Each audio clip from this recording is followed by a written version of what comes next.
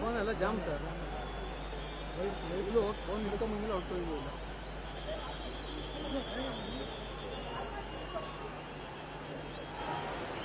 ತಮ್ಮೆಲ್ಲರಿಗೂ ಮತ್ತೊಮ್ಮೆ ನಮಸ್ಕಾರ. ಕಲ್ಪತರು ನಾಡು ತುಮಕೂರಿನಲ್ಲಿ ತಲೆ ಎತ್ತಿರುವ ಇಂಟಿಗ್ರೇಟೆಡ್ ಮೆಗಾ ಫುಡ್ ಪಾರ್ಕ್ನ ವಿದ್ಯುಕ್ತ ಉದ್ಘಾಟನಾ ಸಮಾರಂಭಕ್ಕೆ ತಮ್ಮೆಲ್ಲರಿಗೂ ಸುಸ್ವಾಗತ. Ladies and gentlemen, India's food movement takes a major leap with the integrated mega food park made possible by the Ministry of Food Processing Industries, Government of India and the Future Group. This Wednesday morning is a witness to the formal inauguration of the park. Namaskara, salutations and suswagata. Most respected welcome to all our esteemed guests on the dais, our esteemed and respected invitees and the lovely people of Tumkur and Karnataka. May we now invite Honorable Minister for Food Processing Industries, Government of India, Mrs. Harsimrat Kaur Badal, to deliver the welcome address. Ladies and gentlemen, Honorable Minister, Mrs. Harsimrat Kaur Badal.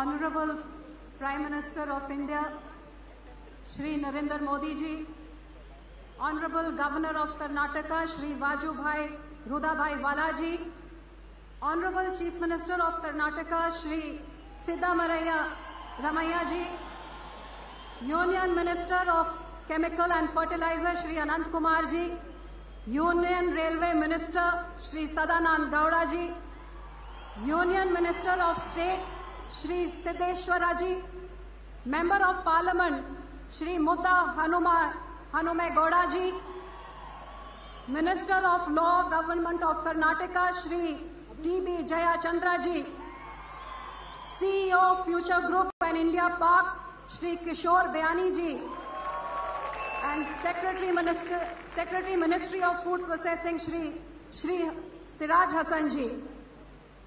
आप सबको आज के लिए सुस्वागत। आदरणीय प्रधानमंत्री जी, आप आज इस ऐतिहासिक दिन पे, आज कर्नाटक की महान धरती पे आप पहुंचे हैं, जिस दिन पे आज मार्स का मंगलयान का एक नया इतिहास रचा गया है। इस नए इतिहास के साथ आज आप इंडिया फूड पार्क देश को समर्पित कर रहे हैं, जिससे मैं कह सकती हूं कि आज खाद्य प्रसंस्करण का एक नया आयाम जोड़ा जा रहा है। इंडिया की ग्रोथ स्टोरी में एक नया दौर शुरू हो रहा है। इस फूड पार्क के आने से इस इलाके के कई इलाकों में, तुमकुर में, चिकबल्लापुर में, दोदाबल्लापुर में, शिमोगा में, चामराजनगर, कोलार, ये आसपास के जितने भी डिस्ट्रिक्ट्स हैं, इस इलाकों के किसानों को, नौजवानों को रोजगार के साधन और बहुत यहाँ पे विकास का बहुत बड़ी तरक्की की लहर इस मेगा फूड पार्क के यहाँ से आने वाली है।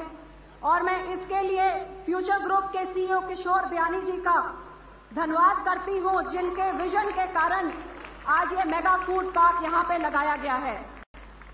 इसमें कोई शक नहीं कि इंडिया की ग्रोथ स्टोरी में फूड प्रोसेसिंग का एक बहुत अहम हिस्सा होगा, क्योंकि जैसे देश की आबादी बढ़ रही है, खेती की जमीन घट रही है, तो आने वाले समय में to feed this growing demand of consumption of a growing population, the most important thing for our country is to produce more from less to feed more, and that is where I think the future of food processing lies. As you all know that our country is one of the largest producers of milk in the world. We are the largest producers, second largest producers of fruits and vegetables in the world, and we are the third largest producers of marine in the world. But in spite of this, our processing is moving at a very slow pace.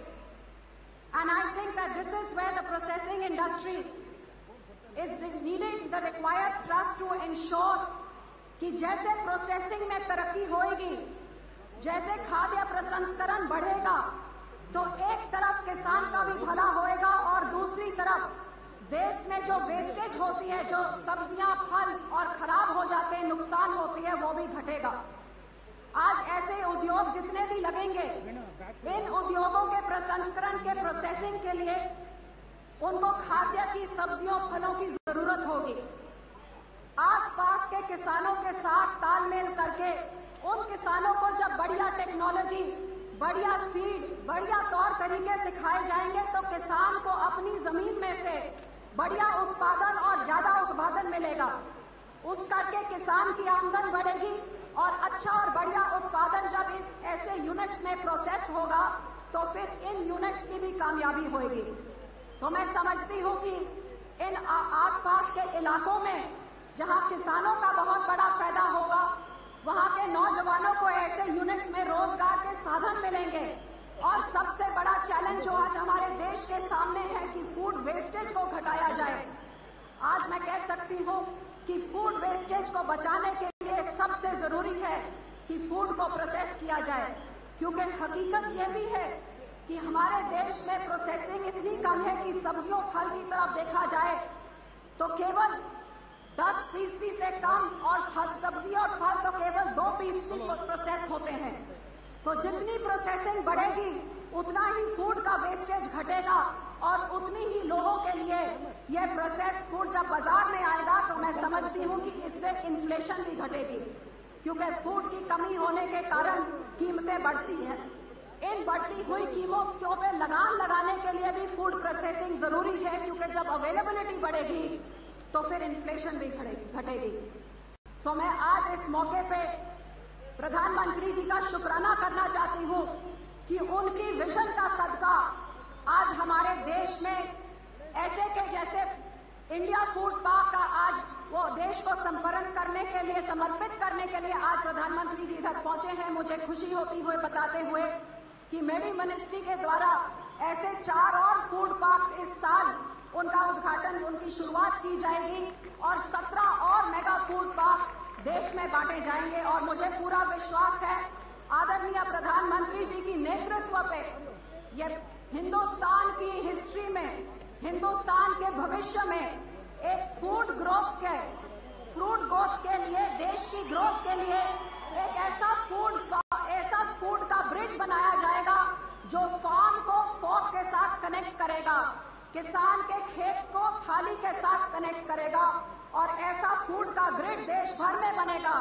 कि minimum wastage के साथ, maximum processing के साथ, अन्नम Brahma, food is God, आज अन्नदाता का सत्कार करने के लिए ज्यादा से ज्यादा प्रोसेसिंग को बढ़ावा दिया जाएगा।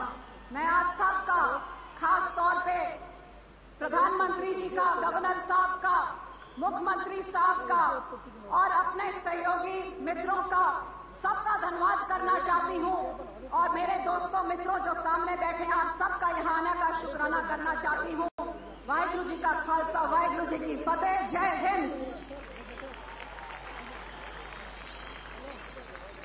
ಆಹಾರ ವ್ಯರ್ಥವಾಗುವುದನ್ನು ತಡೆಗಟ್ಟುವ ಸಲುವಾಗಿ ಇಂಥ ಸಂಸ್ಕರಣಾ ಕೇಂದ್ರಗಳ ಅವಶ್ಯಕತೆ ಇದೆ ಎಂಬ ನುಡಿಯನ್ನು ಹಂಚಿಕೊಂಡು ಎಲ್ಲರನ್ನೂ ಮಾನ್ಯ ಸಚಿವೆ ಸ್ವಾಗತಿಸಿದ್ದಾರೆ. Thank you so much madam. ಆದ್ಮೇಲೆ ನಾಡ ಹಬ್ಬ ದಸರೆಯ ಕೊಡುಗೆಯಾಗಿ ಕರುನಾಡಿಗೆ ದಕ್ಕುತ್ತಿದೆ ಈ ಫುಡ್ ಪಾರ್ಕ್. ಈ ಸುಸಂದರ್ಭದಲ್ಲಿ ನಾಡ ಜನತೆಯ ಧ್ವನಿಯಾಗಿ ಇದೀಗ ನಿಮ್ಮ ಮುಂದೆ ಸನ್ಮಾನ್ಯ ಮುಖ್ಯಮಂತ್ರಿಗಳು. Ladies and gentlemen, we now request Honorable Chief Minister of Karnataka, Shri Siddaramaiah ji, to kindly address this gathering.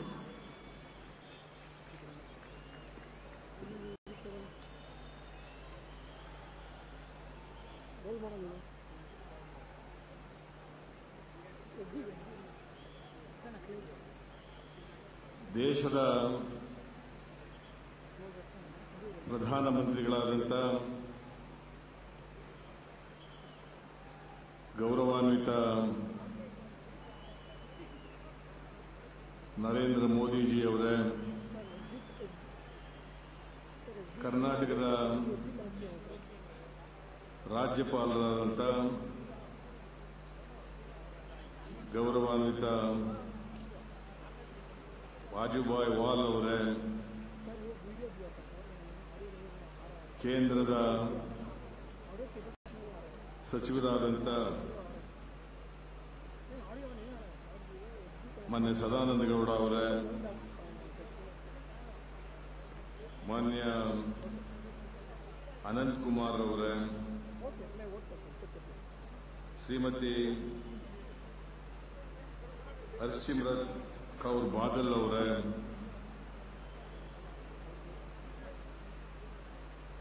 ಸಚಿವರಾದಂಥ ಮಾನ್ಯ GM ಸಿದ್ದೇಶ್ವರ್ ಅವರೇ,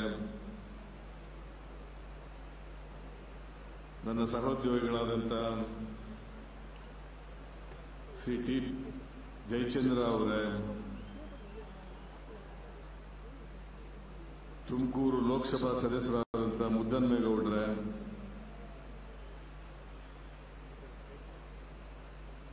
ವೇದಿಕೆ ಮೇಲಿರ್ತಕ್ಕಂಥ ಇತರ ಎಲ್ಲ ಗಣ್ಯರೇ, ಇಲ್ಲಿ ಆಗಮಿಸಿರ್ತಕ್ಕಂಥ ಎಲ್ಲ ಆತ್ಮೀಯ ರೈತ ಬಾಂಧವರೇ,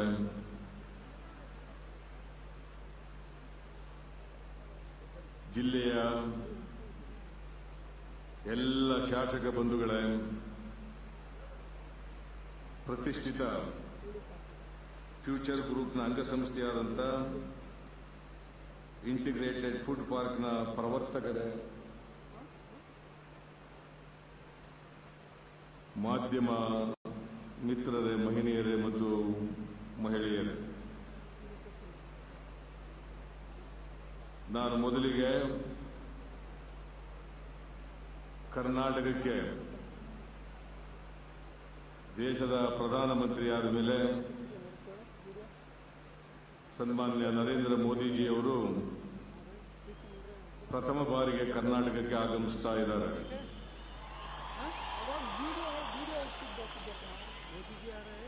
ಅವರಿಗೆ ಕನ್ನಡ ಜನತೆಯ ಪರವಾಗಿ, ನಿಮ್ಮೆಲ್ಲರ ಪರವಾಗಿ ಹೃತ್ಪೂರ್ವಕವಾದಂತಹ ಸ್ವಾಗತವನ್ನು ಈ ಸಂದರ್ಭದಲ್ಲಿ ಬಯಸಲಿಕ್ಕೆ ಬಯಸ್ತಾ ಇದ್ದೇನೆ.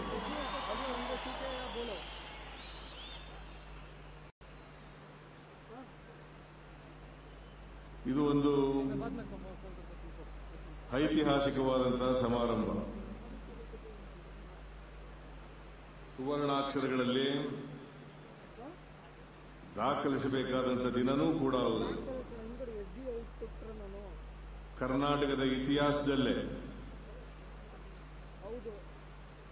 ಮೊದಲ ಬಾರಿಗೆ ಮೆಗಾ ಫುಡ್ ಪಾರ್ಕ್ ಅನ್ನ ಉದ್ಘಾಟಿಸಲು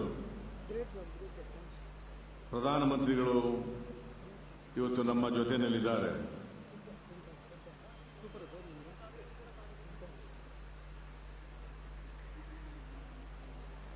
ಪ್ರಧಾನಮಂತ್ರಿಗಳು ಇವತ್ತು ಈ ಇಂಡಿಯಾ ಫುಡ್ ಪಾರ್ಕ್ ಘಟಕವನ್ನ ಉದ್ಘಾಟನೆಯನ್ನ ಮಾಡಲಿದ್ದಾರೆ.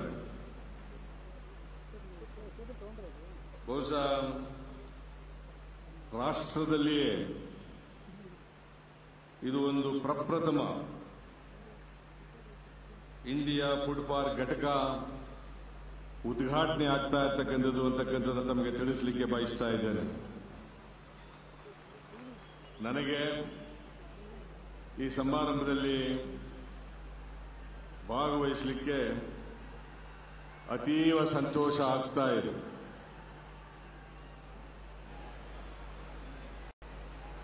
ಕರ್ನಾಟಕ ವೈವಿಧ್ಯಮಯ ಹವಾಮಾನವನ್ನ ಹೊಂದಿರತಕ್ಕಂಥ, ವೈವಿಧ್ಯಮಯ ಕೃಷಿ ತೋಟಗಾರಿಕೆ ಬೆಳೆಗಳನ್ನು ಬೆಳೀತಕ್ಕಂಥ ಒಂದು ರಾಜ್ಯ ಅಂತಕ್ಕಂಥದನ್ನ ತಮಗೆ ತಿಳಿಸಲಿಕ್ಕೆ ಬಯಸ್ತಾ ಇದ್ದೇನೆ. ಕರ್ನಾಟಕದಲ್ಲಿ ಕೃಷಿ ಉತ್ಪಾದನೆ ಕರ್ನಾಟಕದಲ್ಲಿ ರಾಷ್ಟ್ರದ ಉತ್ಪಾದನೆಯ 7% ತೋಟಗಾರಿಕೆ ಉತ್ಪನ್ನ ಸುಮಾರು 15% ಹಾಗೆಯೇ ತರಕಾರಿ ಉತ್ಪಾದನೆ 10%. ಇಷ್ಟೆಲ್ಲ ಉತ್ಪಾದನೆ ಆಗ್ತಾ ಇದ್ರು ಕೂಡ ಮೌಲ್ಯವರ್ಧನೆ ಆಗ್ತಾ ಇರತಕ್ಕಂಥದ್ದು ಈ ಒಟ್ಟಾರೆ ಉತ್ಪಾದನೆಯಲ್ಲಿ 7% ಮಾತ್ರ ಅಂತಕ್ಕಂಥದ್ದನ್ನು ಇವತ್ತು ನಾವು ಜ್ಞಾಪಕದಲ್ಲಿಟ್ಟಬೇಕಾಗುತ್ತದೆ. ರೈತರ ಉತ್ಪನ್ನಗಳಿಗೆ ನ್ಯಾಯಯುತವಾದಂಥ ಬೆಲೆ ಸಿಕ್ಕಬೇಕು. ಅವರು ಬೆಳೆದಂಥ ಪದಾರ್ಥಗಳು ನಾಶ ಆಗಬಾರದು. ಇವತ್ತು ಸುಮಾರು 25-30% ರೈತರು ಬೆಳೆದಂಥ ಪದಾರ್ಥಗಳು ನಾಶ ಆಗ್ತಾ ಇದೆ. ಇದು ಅತ್ಯಂತ ಕಳವಳಕಾರಿಯಾದಂಥ ಅಂಶ ಅಂತಕ್ಕಂಥದ್ದನ್ನು ಇವತ್ತು ತಮ್ಮ ಗಮನಕ್ಕೆ ತರಲಿಕ್ಕೆ ಬಯಸ್ತಾ ಇದ್ದೇನೆ. ಇದನ್ನು ತಡೆಗಟ್ಟಬೇಕಾಗಿರ್ತಕ್ಕಂಥದ್ದು ನಮ್ಮೆಲ್ಲರ ಜವಾಬ್ದಾರಿ ಅಂತಕ್ಕಂಥದ್ದನ್ನು ಈ ಸಂದರ್ಭದಲ್ಲಿ ನಾನು ಹೇಳಲಿಕ್ಕೆ ಬಯಸ್ತಾ ಇದ್ದೇನೆ. ಅದಕ್ಕೋಸ್ಕರ ಈ ಸಂಸ್ಕರಣಾ ಘಟಕಗಳನ್ನು ಹೆಚ್ಚು ಮಾಡತಕ್ಕಂಥ, ಮಾರುಕಟ್ಟೆಯನ್ನ ವೃದ್ಧಿ ಮಾಡತಕ್ಕಂಥ ಕೆಲಸ ಇವತ್ತು ಆಗಬೇಕಾಗಿದೆ. ಆ ದಿಕ್ಕಿನಲ್ಲಿ ರೈತರ ಉತ್ಪನ್ನಗಳಿಗೆ ಉತ್ತಮ ಬೆಲೆ ದೊರೆಯಬೇಕಾದರೆ ಉತ್ಪನ್ನಗಳ ಮೌಲ್ಯವರ್ಧನೆ ಆಗಲೇಬೇಕು. ಆ ದಿಕ್ಕಿನಲ್ಲಿ ನಾವು ಎಲ್ಲ ಅಗತ್ಯ ಕ್ರಮಗಳನ್ನು ಕೂಡ ತೆಗೆದುಕೊಳ್ಬೇಕಾಗಿರ್ತಕ್ಕಂಥದ್ದು ಅತ್ಯಂತ ಅವಶ್ಯ, ಅನಿವಾರ್ಯ ಅಂತಕ್ಕಂಥ ಮಾತುಗಳನ್ನು ಈ ಸಂದರ್ಭದಲ್ಲಿ ಹೇಳಲಿಕ್ಕೆ ಬಯಸ್ತಾ ಇದ್ದೇನೆ. ಕರ್ನಾಟಕ ರಾಜ್ಯ ಈ ಮೆಗಾ ಫುಡ್ ಪಾರ್ಕ್ಗೆ ಭೂಮಿಯನ್ನು ಕೊಟ್ಟಿದೆ, ಕಡಿಮೆ ದರದಲ್ಲಿ ನೀರನ್ನು ಒದಗಿಸಿದ್ದೀವಿ, ವಿದ್ಯುತ್ತನ್ನು ಒದಗಿಸಿದ್ದೀವಿ. ಕೇಂದ್ರ ಸರ್ಕಾರ ಇದಕ್ಕೆ ಸಹಾಯಧನವನ್ನು ಕೂಡ ಒದಗಿಸಿದೆ. ಅದರ ಜೊತೆಗೆ ಕರ್ನಾಟಕ ಸರ್ಕಾರ ತೆರಿಗೆ ವಿನಾಯಿತಿಗಳನ್ನು ಕೂಡ ಕೊಟ್ಟಿದೆ. ಕೇಂದ್ರ ಸರ್ಕಾರ ಮತ್ತು ರಾಜ್ಯ ಸರ್ಕಾರದ ಸಹಯೋಗದೊಂದಿಗೆ ಈ ಫುಡ್ ಪಾರ್ಕು ಇವತ್ತು ರಾಷ್ಟ್ರಕ್ಕೆ ಅರ್ಪಿತ ಆಗ್ತಾ ಇದೆ. ಇದರ ಉಪಯೋಗ ರೈತರಿಗೆ ಆಗಬೇಕು ಅಂತಕ್ಕಂಥದ್ದು ನನ್ನ ಕಳಕಳಿಯ ಮನವಿ ಅಂತಕ್ಕಂಥ ಮಾತುಗಳನ್ನು ಹೇಳಲಿಕ್ಕೆ ಬಯಸ್ತಾ ಇದ್ದೇನೆ. ತುಮಕೂರು ಅನೇಕ ಬೆಳೆಗಳನ್ನು ಬೆಳೀತಕ್ಕಂಥ ಒಂದು ಜಿಲ್ಲೆ. ಈ ಜಿಲ್ಲೆಯಲ್ಲಿ ನಾವು ಭತ್ತ ಬೆಳೀತೇವೆ, ಗೋಧಿ ಬೆಳೀತೇವೆ, ಮಾವು ಬೆಳೀತೇವೆ, ತೆಂಗು ಬೆಳೀತೇವೆ, ಅಡಿಕೆ ಬೆಳೀತೇವೆ. ಈಗ ಅನೇಕ ಬೆಳೆಗಳನ್ನು ನಾವು ಬೆಳೀತೇವೆ. ಈ ಎಲ್ಲ ಬೆಳೆಗಳಿಗೆ ರೈತರಿಗೆ ನ್ಯಾಯಯುತವಾದಂಥ ಬೆಲೆ ಸಿಗಬೇಕು, ಅವರ ಪದಾರ್ಥಗಳಿಗೆ ಮೌಲ್ಯವರ್ಧನೆ ಆಗಬೇಕು. ಆ ಮೂಲಕ ನ್ಯಾಯಯುತವಾದಂಥ ಬೆಲೆ ಸಿಕ್ಕಿ ಅವರ ಆರ್ಥಿಕ ಪರಿಸ್ಥಿತಿ ಸುಧಾರಣೆ ಆಗಬೇಕು ಅಂತಕ್ಕಂಥದ್ದನ್ನು ಕೂಡ ಈ ಸಂದರ್ಭದಲ್ಲಿ ನಾನು ಇವತ್ತು ತಿಳಿಸಲಿಕ್ಕೆ ನಾನು ಬಯಸ್ತಾ ಇದ್ದೇನೆ. ಇವತ್ತು ಕರ್ನಾಟಕ ರಾಜ್ಯ ಈ ದಿಕ್ಕಿನಲ್ಲಿ ಎಲ್ಲ ಪ್ರಯತ್ನಗಳನ್ನು ಮಾಡ್ತಾ ಇದ್ದೇವೆ. ನಾವು ಕರ್ನಾಟಕದಲ್ಲಿ 2011ರಲ್ಲಿ ರಾಜ್ಯ ಸರ್ಕಾರ ಸಮಗ್ರ ಕೃಷಿ ವಾಣಿಜ್ಯ ಅಭಿವೃದ್ಧಿ ನೀತಿಯನ್ನು ಜಾರಿಗೆ ತಂದಿದ್ದೇವೆ. ಅದರ ಉದ್ದೇಶ ಕೃಷಿ, ತೋಟಗಾರಿಕೆ, ರೇಷ್ಮೆ, ಆಹಾರ ಸಂಸ್ಕರಣೆ, ಹೈನುಗಾರಿಕೆ ಮತ್ತು ಮೀನುಗಾರಿಕೆ ಇವೆಲ್ಲದರ ಅಭಿವೃದ್ಧಿ ಆಗಬೇಕು. ಇವೆಲ್ಲರ ಅಭಿವೃದ್ಧಿ ಆದಾಗ ಈ ಉದ್ಯಮಗಳ ಮೇಲೆ ಯಾವ ಜನ ಅವಲಂಬನೆಯಾಗಿದ್ದಾರೆ ಆ ಜನರ ಆರ್ಥಿಕ, ಸಾಮಾಜಿಕ ಬದಲಾವಣೆಯನ್ನು ತರಲಿಕ್ಕೆ ಸಾಧ್ಯ ಆಗ್ತದೆ ಅಂತಕ್ಕಂಥ ಮಾತುಗಳನ್ನು ಕೂಡ ಹೇಳಲಿಕ್ಕೆ ಬಯಸ್ತಾ ಇದ್ದೇನೆ. ನಾನು ಇವತ್ತು ಇದರ ಸಮನ್ವಯ ಆಗಬೇಕು. ಇದರ ಜೊತೆಗೆ ಕರ್ನಾಟಕದಲ್ಲಿ ಈ ಕ್ಷೇತ್ರದಲ್ಲಿ ಹೆಚ್ಚು ಬಂಡವಾಳ ಹರಿದು ಬರಬೇಕು ಅಂತಕ್ಕಂಥದ್ದು ನಮ್ಮ ರಾಜ್ಯ ಸರ್ಕಾರದ ಉದ್ದೇಶ. ಆ ಕಾರಣಕ್ಕೋಸ್ಕರನೇ ಈ ನೀತಿಯನ್ನು ನಾವು ತಂದಿದ್ದೇವೆ ಅಂತಕ್ಕಂಥ ಮಾತುಗಳನ್ನು ಕೂಡ ತಿಳಿಸಲಿಕ್ಕೆ ಬಯಸ್ತಾ ಇದ್ದೇನೆ. ಇವತ್ತು ಕರ್ನಾಟಕದಲ್ಲಿ ಅನೇಕ ದೇಶಗಳು, ಅದು ಅಮೆರಿಕ ಇರ್ಬೋದು, ಚೈನಾ ಇರ್ಬೋದು, ಜರ್ಮನಿ ಇರ್ಬೋದು, ಯುನೈಟೆಡ್ ಕಿಂಗ್ಡಮ್ ಇರ್ಬೋದು,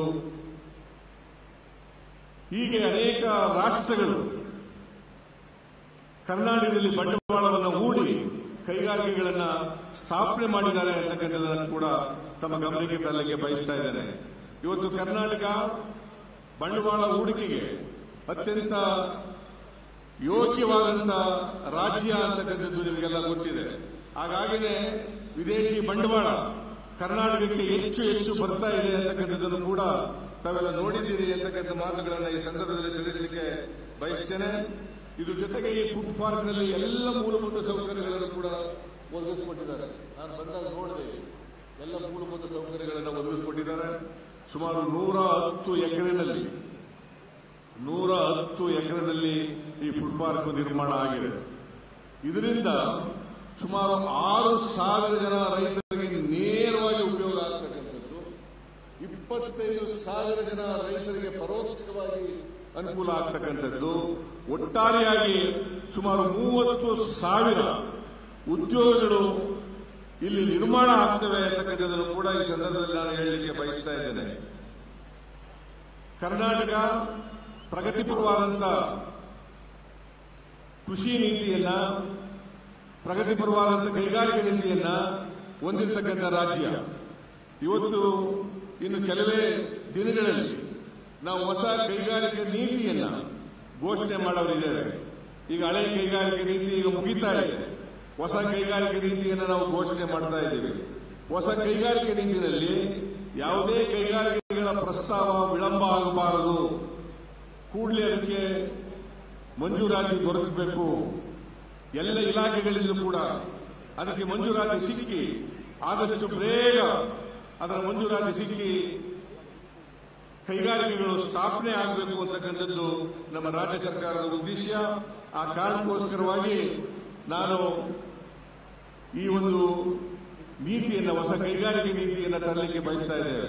ಈ ಹೊಸ ಕೈಗಾರಿಕೆ ನೀತಿಯಿಂದ ಇವತ್ತು ಏನು ಕೈಗಾರಿಕೆಗಳು ಬೆಂಗಳೂರಿನಲ್ಲಿ ಕೇಂದ್ರೀಕೃತವಾಗಿದ್ದಾವೆ, ಈ ಕೈಗಾರಿಕೆಗಳು ಹಿಂದುಳಿದ ಜಿಲ್ಲೆಗಳಿಗೆ ಹೋಗಬೇಕು.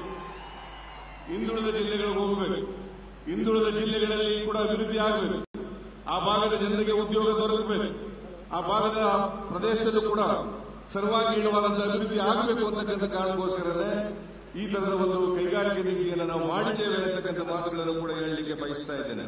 ಮತ್ತೆ ಇದೇ ತುಮಕೂರಿನಲ್ಲಿ ವಸಂತ ನರಸಾಪುರ ಈ ಇಂಡಸ್ಟ್ರಿಯಲ್ ಏರಿಯಾದಲ್ಲಿ ಇವತ್ತು ಈಗಾಗಲೇ ರಾಷ್ಟ್ರೀಯ ತಯಾರಿಕಾ ಪಾಲಿಸಿ ಏನಿದೆ, ಆ ಪಾಲಿಕೆ ಅಡಿಯಲ್ಲಿ ನಮ್ಮ ರಾಜ್ಯ ರಾಷ್ಟ್ರೀಯ ಹೂಡಿಕೆ ಮತ್ತು ತಯಾರಿಕಾ ವಲಯವನ್ನು ಸ್ಥಾಪನೆ ಮಾಡ್ತಾ ಇದೆ. ಈ ವಲಯವನ್ನು ಸ್ಥಾಪನೆ ಮಾಡಿ ಈ ಭಾಗದ ಜನರಿಗೆ ಉದ್ಯೋಗವನ್ನು ಕೊಡಬೇಕು ಅಂತಕ್ಕಂಥದ್ದು. ಇದಕ್ಕಾಗಿ techno economic feasibility report come development plan ಈಗಾಗಲೇ ಫೈನಲೈಸ್ ಆಗಿದೆ. ಅದನ್ನ ಕೇಂದ್ರ ಸರ್ಕಾರಕ್ಕೆ ಕೆಲವೇ ದಿನಗಳಲ್ಲಿ ನಾವು ಅದನ್ನ ತಲುಪಿಸ್ತೇವೆ. ನಾನು ಪ್ರಧಾನಮಂತ್ರಿಗಳಲ್ಲಿ ಮನವಿ ಮಾಡತಕ್ಕಂಥದ್ದು ಏನಪ್ಪಾ ಅಂತಂದ್ರೆ, ಅದಕ್ಕೆ ತಮ್ಮ ಸಂಪೂರ್ಣ ಸಹಕಾರ, ಅದಕ್ಕೆ ಮಂಜೂರಾತಿಯನ್ನು ಕೊಡಬೇಕು ಅಂತಕ್ಕಂಥ ಮನವಿಯನ್ನ ಈ ಸಂದರ್ಭದಲ್ಲಿ ನಾನು ಮಾಡಲಿಕ್ಕೆ ಬಯಸ್ತಾ ಇದ್ದೇನೆ. ಅದರ ಜೊತೆಗೆ ಚೆನ್ನೈ, ಬೆಂಗಳೂರು, ಚಿತ್ರದುರ್ಗ ಸುಮಾರು 560 ಕಿಲೋಮೀಟರ್ ಮೆಟ್ರೋ ಬಹಳ ಉದ್ದನೆಯ ಇಂಡಸ್ಟ್ರಿಯಲ್ ಕಾರಿಡಾರ್ ಅನ್ನ ಮಾಡತಕ್ಕಂಥ ಪ್ರಸ್ತಾವ ನಮ್ಮ ಮುಂದೆ ಇದೆ. ಅದಕ್ಕೆ ಜಪಾನ್ನ ಸಂಸ್ಥೆಯವರು, ಹಣಕಾಸಿನ ಸಂಸ್ಥೆ ಸಹಾಯ ಮಾಡಲಿಕ್ಕೆ ಮುಂದೆ ಬಂದಿದೆ. ಅದರದ್ದು ಕೂಡ ಮಾರ್ಚ್ 15 ಒಳಗಡೆ ಆ ಪ್ಲಾನ್ ಅನ್ನ, ಕಾಂಪ್ರಹೆನ್ಸಿವ್ ಪ್ಲಾನ್ ಅನ್ನು ನಾವು ಕಂಪ್ಲೀಟ್ ಮಾಡ್ತೇವೆ.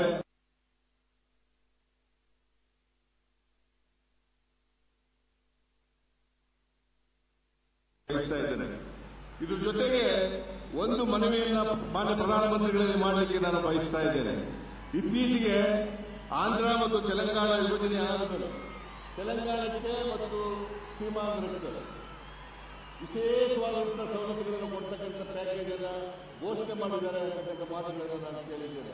ಅದೇ ಮಾತಿನಲ್ಲಿ ಕರ್ನಾಟಕ ಆಂಧ್ರಕ್ಕೆ ಪಕ್ಕದ ರಾಜ್ಯ ಆಗಿರೋದ್ರಿಂದ, ಹೈದರಾಬಾದ್ ಕರ್ನಾಟಕ ಬಹಳ ಹಿಂದುಳಿದಿರ್ತಕ್ಕಂಥ ರಾಜ್ಯ ಆಗಿರೋದ್ರಿಂದ ಅದೇ ಮಾದರಿಯಲ್ಲಿ ಎಲ್ಲ ವಿನಾಯಿತಿಗಳನ್ನು ನಮಗೆ ಕೊಡಬೇಕು.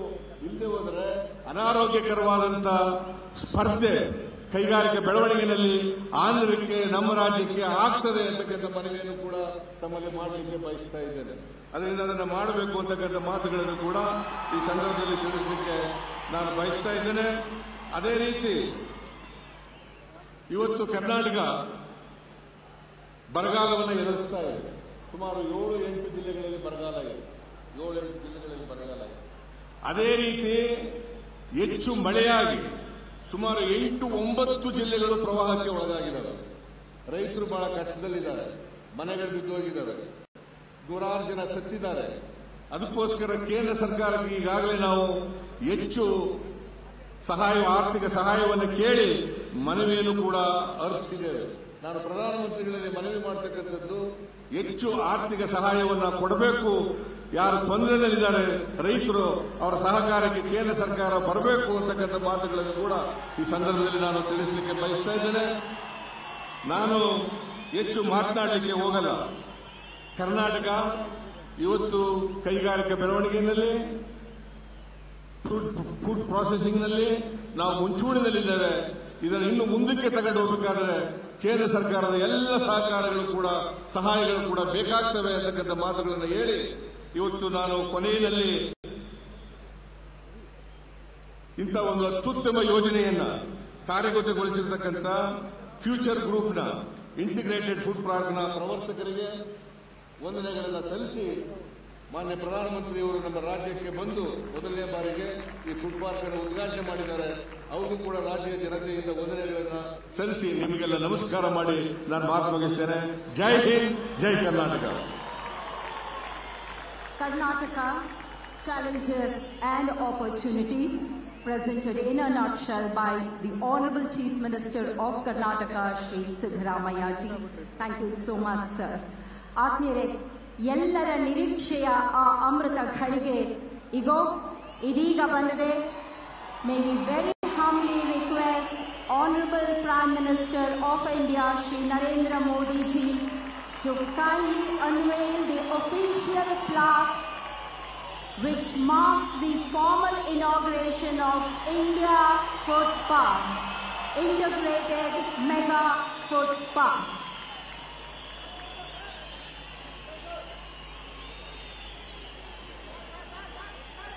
ಈಗ ನಾಡ ಜನತೆಗೆ ಅರ್ಪಿತವಾಗುತ್ತಿದೆ ಈ ಆಹಾರ ಸಂಸ್ಕರಣಾ ಘಟಕ.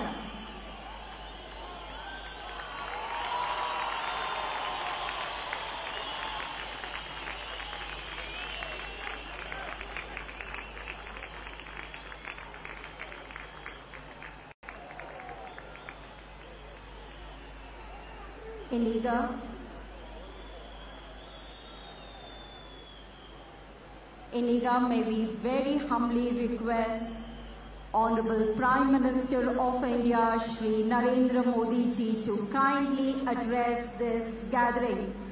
ಬಂಧುಗಳೇ, ಸ್ಫೂರ್ತಿದಾಯಕ ನುಡಿಗಳಿಗಾಗಿ ದಯಮಾಡಿ ದೊಡ್ಡ ಚಪ್ಪಾಳೆಯೊಂದಿಗೆ ಸ್ವಾಗತಿಸಿ.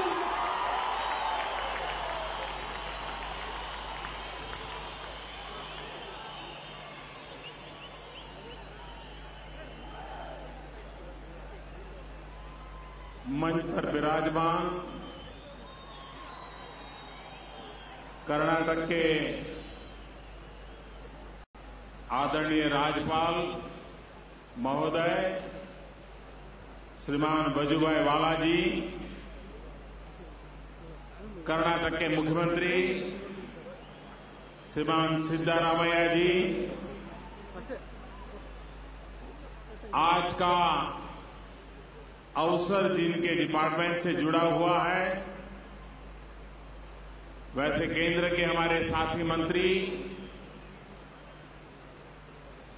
बहन हरसिमरत कौर बादल जी, श्री सदानंद गौड़ा जी, श्री अनंत कुमार जी, श्री सिद्धेश्वर जी,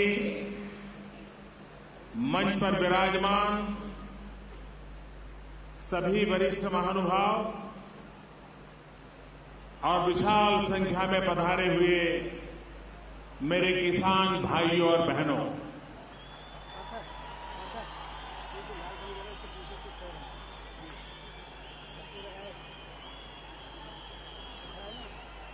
अभी मुख्यमंत्री जी कन्नड़ भाषा में अपनी बात बता रहे थे। मैं कन्नड़ भाषा नहीं जानता हूं, उसके बावजूद भी वो जो कह रहे थे उसको मैं समझ पा रहा था। और उसका कारण ये है कि अगर देश को आगे बढ़ाना है तो केंद्र और राज्य को मिलकर के काम करना होगा।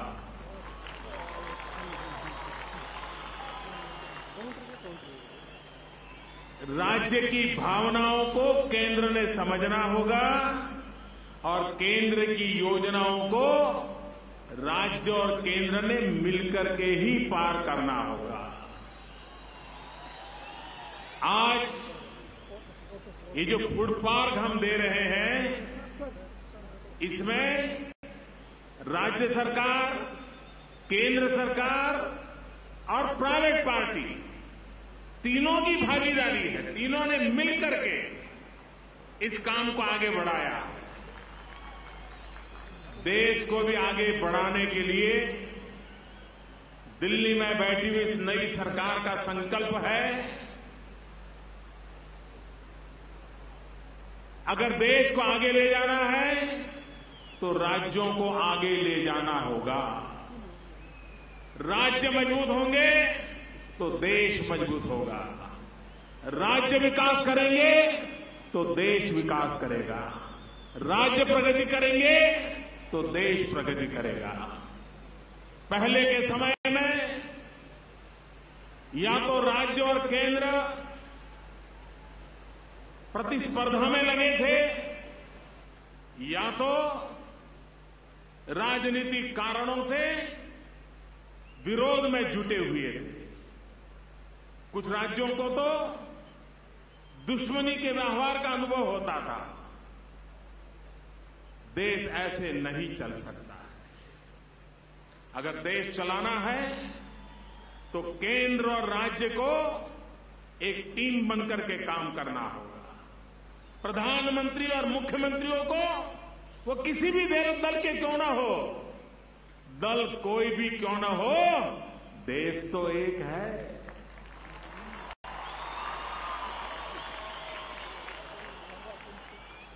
कंधे से कंधा मिलाकर के आगे बढ़ना होगा। और मैं एक के बाद एक सभी राज्य सरकारों को विश्वास में लेकर के, सभी मुख्यमंत्रियों का साथ लेकर के भारत के फेडरल स्ट्रक्चर को लेटर एंड स्पिरिट में कैसे उपयोग किया जा सकता है, कैसे उस ताकत का उपयोग किया जा सकता है, उसको करने के लिए हमारी पूरी कोशिश रहेगी। आज का दिवस अनेक प्रकार से विशेष है। आज भारत के वैज्ञानिकों ने एक बहुत बड़ी सिद्धि प्राप्त की है। पहले ही प्रयास में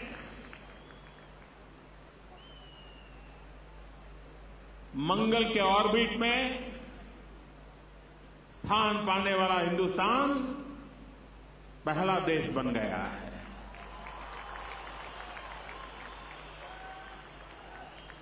आज मेरा ये भी सौभाग्य रहा कि यहां आने से पहले परम पूज्य सिद्धगंगा स्वामी जी के चरण स्पर्श करने का मुझे अवसर मिला, उनके आशीर्वाद लेने का अवसर मिला। और आज जैसे हमारे मंत्री जी ने कहा, अन्नम ब्रह्म, अन्न ब्रह्म को उसकी पूजा करने का इस प्रोजेक्ट के द्वारा अवसर मिला है।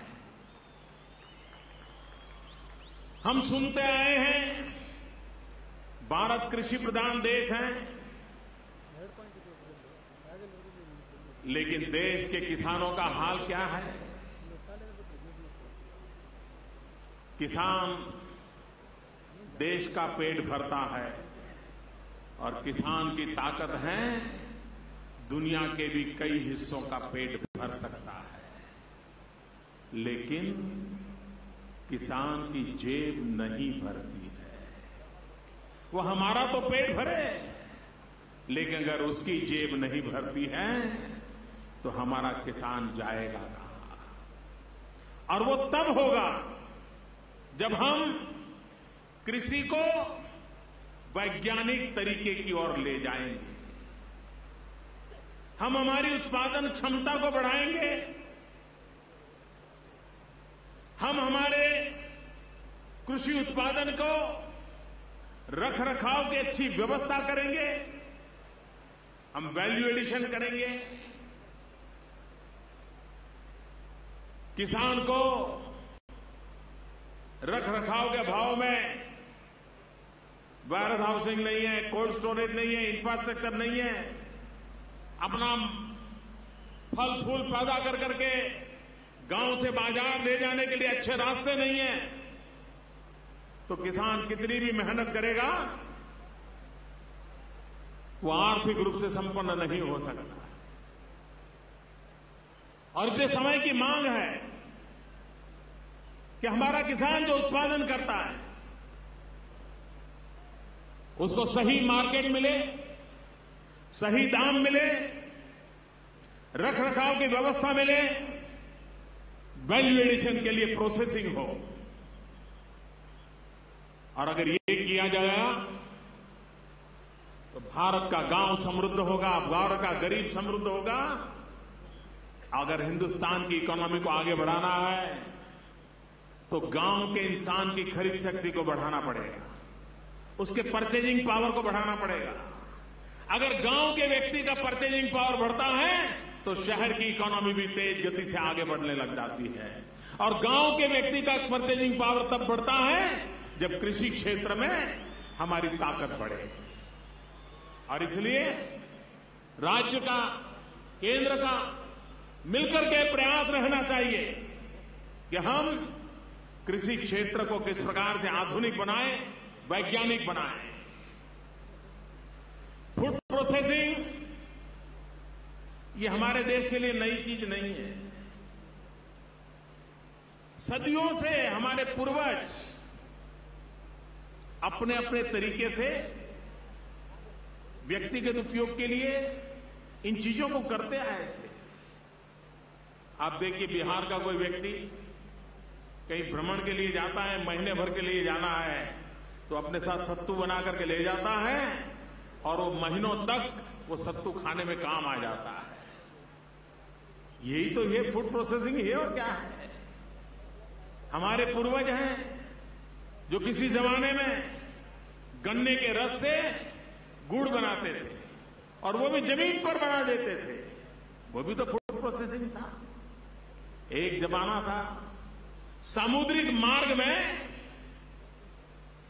एक रास्ता पूरे विश्व प्रसिद्ध था। सामुद्रिक मार्ग में,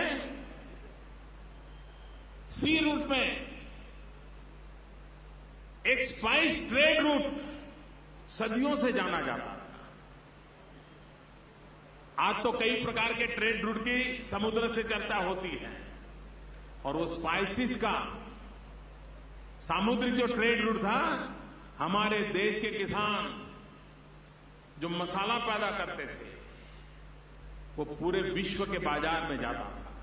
और समुद्र के मार्ग का उपयोग भी स्पाइसिस ट्रेड रूट के रूप में होता था। ये सामर्थ्य हमारे देश के किसानों में था। आज समय की मांग है, अगर हमारे देश के किसान जो पैदा करते हैं उसका वेस्टेज अगर हम बचा लें, वेस्टेज, तो भी देश का 30-40 हजार करोड़ रुपया बच सकता है। और इसके लिए इस प्रकार के आधुनिक व्यवस्थाओं को हमें विकसित करना होगा। आजकल तो न्यूक्लियर एनर्जी का उपयोग भी किसानों की भलाई के लिए करने की संभावनाएं पैदा हुई। भारत उसको भी आगे बढ़ाना चाहता है। उसी प्रकार से इन दिनों मैं कुछ कंपनियों से के सामने मैंने एक विषय रखा है। हम पेप्सी पीते हैं, कोला पीते हैं, न जाने कितने कितने इस प्रकार के बेवरेजेस बाजार में मिलते हैं। अरबों खरबों रुपया का व्यापार होता है। मैंने इन कंपनियों को कहा कि आप ये जो बनाते हैं एरेटेड वाटर्स, क्या उसमें 5% नेचुरल फ्रूट जूस को मिक्स किया जा सकता है क्या? आप कल्पना कर सकते हैं आज जो अरबों खरबों रुपयों का इस प्रकार के पेप्सी वगैरह पेय का व्यापार है, अगर उसमें 5%, ज्यादा मैं नहीं कह रहा हूं, 5% हमारा किसान जो फल पैदा करता है उस फल का जूस अगर उसमें मिक्स कर दिया जाए, हिंदुस्तान के किसान को फल बेचने के लिए कभी बाजार ढूंढने नहीं जाना पड़ेगा। अरबों खरबों रुपयों का फलों का व्यापार एक निर्णय में हो सकता है। मैंने भारत सरकार की जो रिसर्च इंस्टीट्यूट्स हैं उनसे भी आग्रह किया है कि आप रिसर्च करें, क्या इन एरेटेड वाटर्स में ये पेप्सी कोला वगैरह जो बिकता है उसमें हमारा किसान जो पैदा करता है उन फलों का जूस, नेचुरल जूस अगर उसमें डाला जाए तो मेरे किसान की आय बढ़ेगी, उसके फल बिक जाएंगे और मेरे किसान को कभी अपने फल चौराहे पर फेंकने की नौबत नहीं आएगी। मैं अभी एक साइंस मैगजीन पढ़ रहा हूं। आज देखिए कई चीजें, आज किसान जो पैदावार करता है कोई चीज वेस्ट जाने वाली नहीं है। कितनी चीजें बन सकती हैं। हम कैश्यू नट खाते हैं, कैश्यू नट का बड़ा बाजार मिलता है, लेकिन अभी विज्ञान ये कह रहा है कि कैश्यू नट का जो कवर होता है, जो एप्पल होता है जिसमें से कैश्यू निकलता है, वो जो ऊपर का कवच होता है, जो हार्ड कवच रहता है, वो न्यूट्रिशन रिच होता है। अगर उसका जूस बाजार में जाएगा तो न्यूट्रिशन के लिए हर व्यक्ति को उपयोगी होगा। अब तक हम क्या करते थे, काजू निकालते थे और ऊपर का छिलका जला देते थे। अब उसमें वैल्यू एडिशन होने की संभावना हुई है। केले, हम लोग केले की खेती करते हैं। केले निकलने के बाद वो चूरा पौधा जो होता है 5 फीट 6 फीट ऊंचा होता है, उसको नष्ट करने के लिए अलग कॉन्ट्रैक्ट देते थे। 1 बीघा जमीन में ये साफ करने के लिए किसी को 10,000 रुपए 20,000 रुपए में देते थे। आज हमारे यहां एक यूनिवर्सिटी ने रिसर्च किया है कि केले पकने के बाद, केले निकालने के बाद जो पौधा बचता है उसमें से बहुत बढ़िया तंतु निकलते हैं, धागे बनते हैं और उसमें से उत्तम प्रकार का कपड़ा बन सकता है।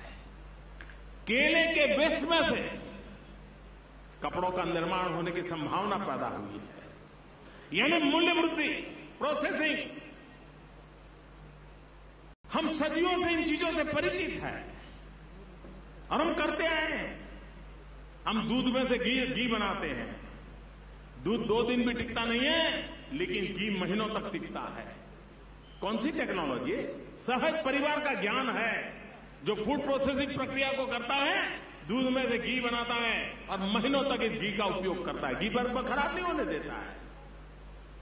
आज हमारा किसान टमाटर बेचता है, कम पैसे मिलते हैं, लेकिन अगर टमाटर का केचप बना करके बेचे तो ज्यादा पैसा मिलता है। और केचप का बॉटल भी बढ़िया हो, नाम भी बढ़िया हो और कोई नटी हाथ में बॉटल लेके खड़ी हो तो उससे और ज्यादा पैसे बाजार में मिल जाते हैं। मार्केटिंग का जमाना है। हमारा किसान अगर आम बेचता है तो कम पैसे मिलते हैं, लेकिन अचार बना करके बेचता है तो दुनिया के बाजार में अचार बिकता है। आज पूरे विश्व में भारत के भोजन के प्रति एक आकर्षण पैदा हुआ है। भोजन में भारत का टेस्ट आज विश्व भर में एक आकर्षण का केंद्र बना है। लेकिन प्रिपरेशन उनके लिए संभव नहीं है, इंग्रेडिएंट्स अवेलेबल नहीं है। लेकिन अगर हम pack ready to eat food बना करके दुनिया के बाजार में रखते हैं, आज पूरे विश्व में हमारा माल बिक सकता है। अगर आप इंडियन करी ये क्या करके पैक 3 बेचना शुरू करें, दुनिया खरीदने के लिए तैयार बैठी है। इतना बड़ा ग्लोबल मार्केट है, उसको हम कैसे स्पर्श करें। आज ऑर्गेनिक फार्मिंग इसका महत्व बढ़ रहा है, सारा विश्व होलिस्टिक हेल्थ केयर की ओर जा रहा है। हमारे हिमालयन स्टेट नॉर्थ ईस्ट, जिसमें ऑर्गेनिक फार्मिंग की सबसे ज्यादा संभावना है, केमिकल फर्टिलाइजर से मुक्त, अगर उनको हम अच्छी लेबोरेटरी दे, अच्छा सर्टिफिकेशन दे, दुनिया के बाजार में जो माल $1 में बिकता है, अगर वो ऑर्गेनिक फार्मिंग से बना है तो वही माल $1 में बिक जाता है। ये संभावनाएं पड़ी है और उन संभावनाओं को तराशने का प्रयास भारत सरकार कर रही है, उसे प्रोत्साहन दे रही है। हिंदुस्तान के हर कोने में किसान जो पैदावार करता है, उस पैदावार के लिए आवश्यक जो व्यवस्थाएं हैं, वो व्यवस्थाएं जितना इंफ्रास्ट्रक्चर हम बनाएंगे, समुद्री तट से उसको विश्व व्यापार के लिए अवसर देंगे, हमारा किसान बहुत चीजें कर सकता है। एक बार मैं एक फंक्शन में गया था, ट्राइबल इलाका था, वो ट्राइबल लोगों ने मुझे गुलदस्ता भेंट किया और मैं हैरान था।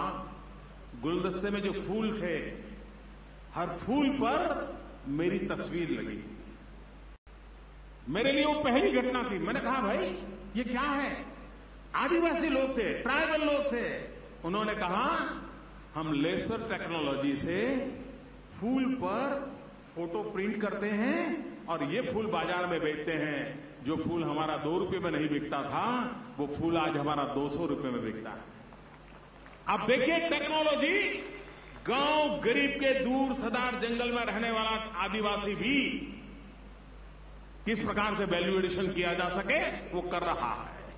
हम उसे पहुंचाए बात को, हम व्यवस्थाएं खड़ी करें और देश में आगे बढ़ने के लिए पब्लिक प्राइवेट पार्टनरशिप के मॉडल को हम बढ़ावा देंगे। हम प्राइवेट कंपनियों को प्रोत्साहित करेंगे। आइए,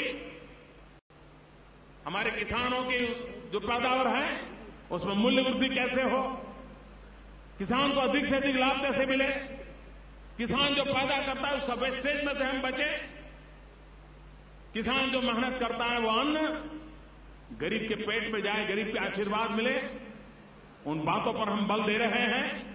मैं आज इस इंडिया फूड पार्क को देश के चरणों में समर्पित करता हूं, भारत के किसानों के चरणों में समर्पित करता हूं और ये बदलाव आने वाले दिनों में संपूर्ण कृषि क्षेत्र में बदलाव लाएगा। इस विश्वास के साथ एक एग्रीकल्चर इकोनॉमी को एक नया आयाम देने का प्रयास आने वाले दिनों में भारत की आर्थिक विकास की यात्रा में हमारा किसान के द्वारा उत्पन्न की गई हमारी पैदावार, वो भी हमारी आर्थिक यात्रा को एक बहुत बड़ा बल देंगे। इसी एक विश्वास के साथ फिर एक बार मैं आप सबका बहुत बहुत धन्यवाद करता हूं, आपका आभार व्यक्त करता हूं। मैं किसानों के इस परिश्रम को सरदार लाल बहादुर शास्त्री जी ने कहा था, जय जवान जय किसान। अटल जी ने कहा था, जय जवान जय किसान जय विज्ञान। आज का वो दिन है जहां जय विज्ञान भी है, जय किसान भी है। जय विज्ञान जय किसान, ये जय जवान के लिए भी काम आने वाला है। इसलिए मैं आप सबको बहुत बहुत शुभकामनाएं देता हूं। बहुत बहुत धन्यवाद। ಅನ್ನದಾತ ರೈತನ ಭಾಗ್ಯ ಹೆಚ್ಚಿಸುವ ಹಲವು ಮಾರ್ಗಗಳ ಕುರಿತಾಗಿ ಸ್ಫೂರ್ತಿದಾಯಕ ನುಡಿಗಳನ್ನು ನಮ್ಮ ಮುಂದೆ ಇಟ್ಟಿದ್ದಾರೆ ಆದರಣೀಯ ಪ್ರಧಾನಮಂತ್ರಿ G. Adaraniya Pradhan Mantri ji, here's a token of our gratitude, love and respect. Please accept it on behalf of the people of Karnataka, presented by the CEO of Future Group, Shri Kishore Biyani. Thank you so much, sir. And now, ಈ ಸಮಾರಂಭವನ್ನು ಚೆನ್ನಾಗಿಸಿದ ಸರ್ವರಿಗೂ ಕೃತಜ್ಞತೆಗಳ ಅರ್ಪಣೆ. Vote of thanks to be proposed by the Group CEO, Future Group, Shri Kishore Biyani.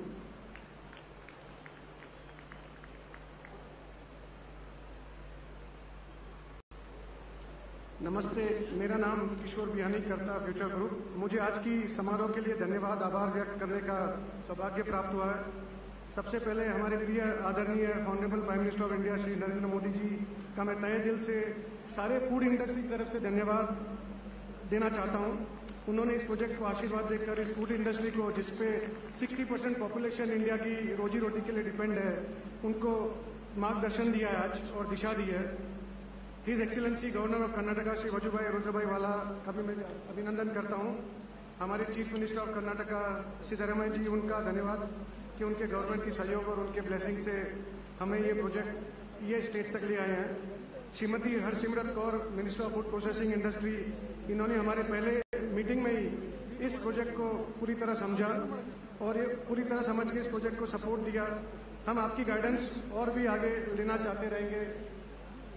और मैं सभी dignitaries और सभी food industry, यहाँ की डिस्ट्रिक्ट एडमिनिस्ट्रेशन, सबका धन्यवाद करना चाहता हूँ। यहाँ पे जो फार्मर्स आए हैं, हमारे वेंडर्स हैं, हमारे सहयोगी हैं जो आज इतनी दूर से आए हैं, उनका मैं अभिनंदन और स्वागत करता हूँ। Also want to thank the Future Group team, the Future Integrated Food Park team, our CEO Praveen Trivedi, who has worked so hard to build this whole place for us. Our group companies, Future Agrovet, Future Supply Chain, who has been a part of making this possible. Also to Viscraft, EDM, who has worked tirelessly to make this project. Shwetank, who has worked very hard on this project. Finally, like our Honorable Prime Minister said, Anna is Brahma, food is God. And food is reflection of our culture. Food is all about sharing and caring. I think ये project में value addition जब farm से produce लेते हैं 11 से 12 time multiple इसका आ सकता है।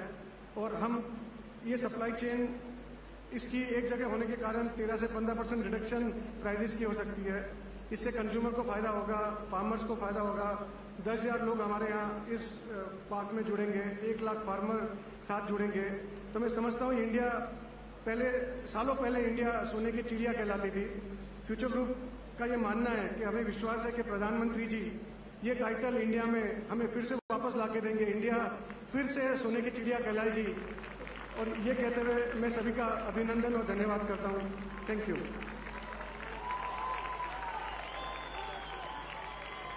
ಮತ್ತೊಮ್ಮೆ ಹೃತ್ಪೂರ್ವಕ ಧನ್ಯವಾದಗಳನ್ನ ನಮ್ಮೆಲ್ಲ ಮಾನನೀಯ ಅತಿಥಿಗಳಿಗೆ ಅರ್ಪಿಸುತ್ತಿದ್ದೇವೆ. Thank you so much.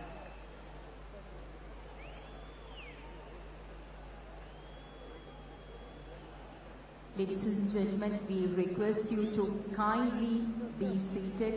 ದಯಮಾಡಿ ನೀವು ಎಲ್ಲೆಲ್ಲಿ ಇದ್ದೀರೋ ಅಲ್ಲೇ ಇರಬೇಕಾಗಿ, ಮತ್ತೆ ಕೆಲವು ಕ್ಷಣಗಳು ಕೂತಿರಬೇಕಾಗಿ ಕೋರಿಕೆ. Please be with us, please be seated. It's a very sincere and humble request, please.